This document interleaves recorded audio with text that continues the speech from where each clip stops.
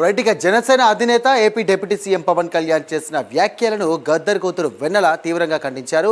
తెలంగాణ గడ్డ నిన్న మా అయ్యల జాగిరు, ఈరోజు మా జాగిరు, రేపు మా బిడ్డల జాగిరు అని అన్నారు. ఇక పైసలు పంచితేనో లేకుంటే లాబీలు చేస్తేనో తెలంగాణ రాలేదని, త్యాగాలు చేసి స్వరాష్ట్రాన్ని సాధించుకున్నామని అన్నారు.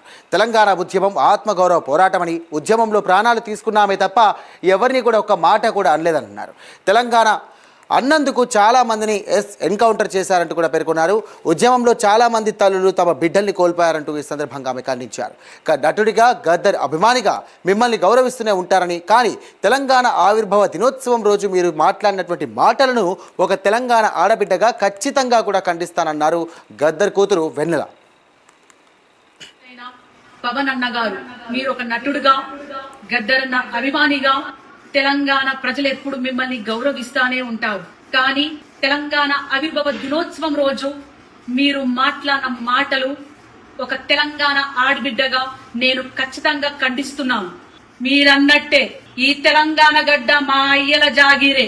మీరన్నట్టే నిన్న తెలంగాణ గడ్డ మా అయ్యల జాగీరు, ఈ రోజు మా జాగీరు, రేపు మా భావితరాల బిడ్డలు తెలంగాణ వారసులు. ఇది మా గడ్డనే, మా తెలంగాణ గడ్డనే, మా త్యాగాల గడ్డనే అని తెలియజేసుకుంటూ జై తెలంగాణ, జోహర్ తెలంగాణ అమరవీరులకు.